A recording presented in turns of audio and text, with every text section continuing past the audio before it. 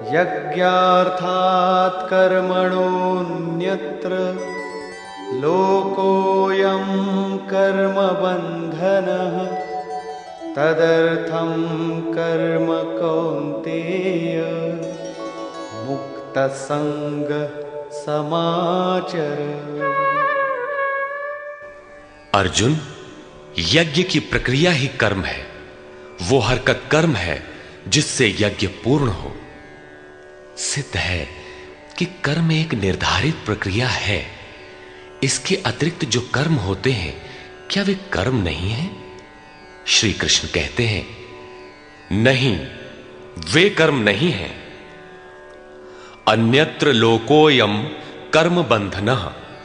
इस यज्ञ की प्रक्रिया के अतिरिक्त दुनिया में जो कुछ भी किया जाता है, सारा जगत जिसमें रात दिन व्यस्त है, वो इसी लोक का एक बंधन है, न कि कर्म।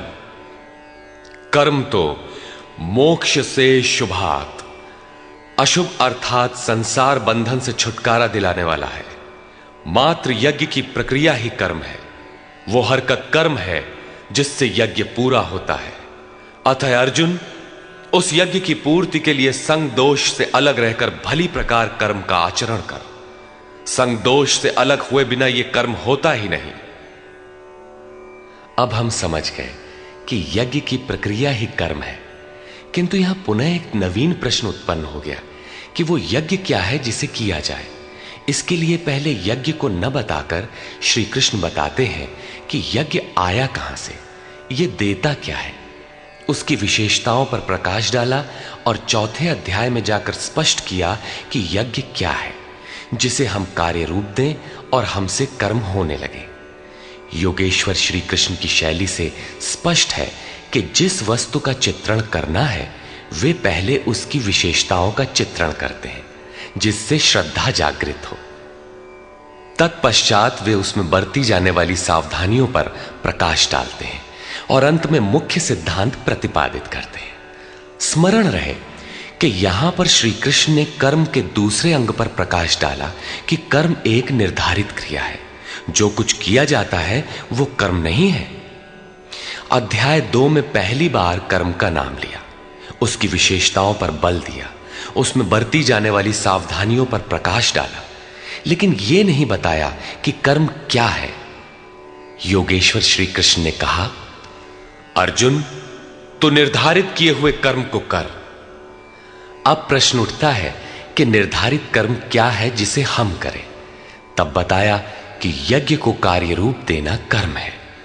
अब प्रश्न उठता है कि वो यज्ञ क्या है। यहां यज्ञ की उत्पत्ति विशेषता बताकर शांत हो जाएंगे और आगे अध्याय 4 में यज्ञ का निखरा हुआ रूप मिलेगा जिसे करना कर्म है। कर्म की यह परिभाषा गीता को समझने की कुंजी है। यज्ञ के अतिरिक्त दुनिया में लोग कुछ न कुछ करते ही रहते हैं। कोई खेती करता है तो कोई व्यापार, कोई पदासीन है तो कोई सेवक, कोई अपने को बुद्धिजीवी कहता है तो कोई श्रमजीवी, कोई समाज सेवा को कर्म मानता है तो कोई देश सेवा को। और इन्हीं कर्मों में लोग सकाम और निष्काम कर्म की भूमिका भी बनाए पड़े हैं। किंतु श्री कृष्ण कहते हैं ये कर्म नहीं है। अन्यत्र लोकोयम कर्म बंधनः। यज्ञ की प्रक्रिया के सिवाय जो कुछ भी किया जाता है वो इसी लोक का बंधनकारी कर्म है, न कि मोक्षद कर्म। वस्तुतः यज्ञ की प्रक्रिया ही कर्म है। अब यज्ञ न बताकर पहले यह बताते हैं कि यज्ञ आया कहां से।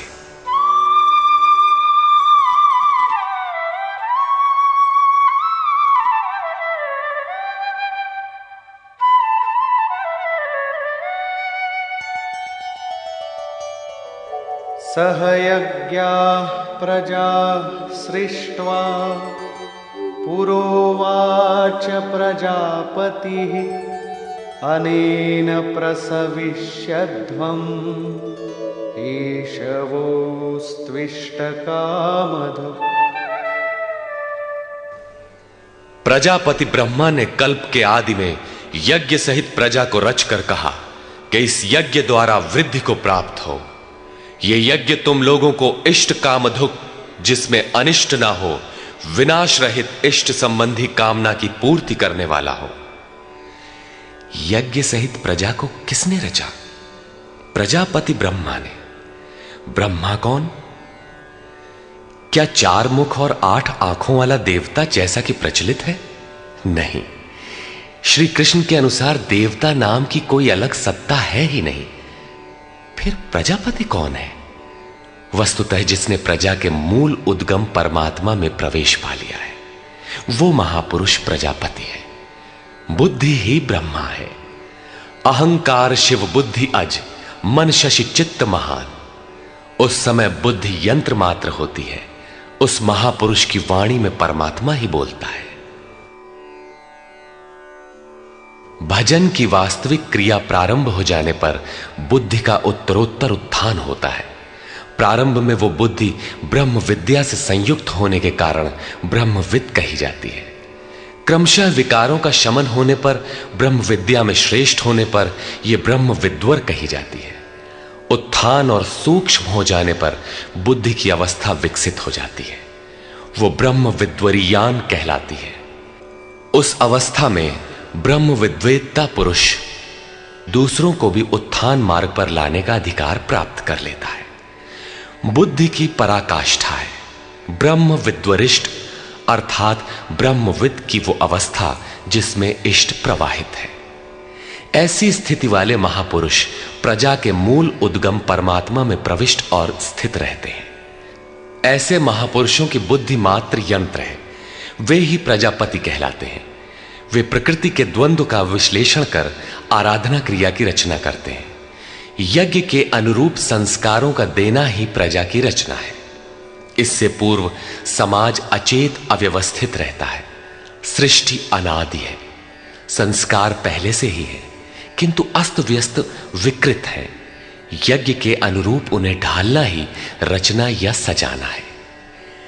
ऐसे महापुरुष ने कल्प के आदि में यज्ञ सहित प्रजा की रचना की। कल्प निरोग बनाता है। वैद्य कल्प देते हैं, कोई कायाकल्प करता है। ये क्षणिक शरीरों का कल्प है। वास्तविक कल्प तो तब है जब भवरोग से मुक्ति मिल जाए। आराधना का प्रारंभ इस कल्प की शुरुआत है। आराधना पूर्ण हुई तो आपका कल्प पूरा हो गया। इस प्रकार परमात्म स्वरूपस्थ महापुरुषों ने भजन के प्रारंभ में यज्ञ सहित संस्कारों को सुसंगठित कर कहा कि इस यज्ञ से तुम वृद्धि को प्राप्त हो। कैसी वृद्धि? क्या मकान कच्चे से पक्का बन जाएगा? आय अधिक होने लगेगी? नहीं, यज्ञ इष्ट कामधु, इष्ट संबंधी कामना की पूर्ति करेगा। इष्ट है परमात्मा। उस परमात्मा संबंधी कामना की पूर्ति वाला है। प्रश्न स्वाभाविक है कि यज्ञ सीधे उस परमात्मा की प्राप्ति करा देगा अथवा क्रम क्रम से चलकर।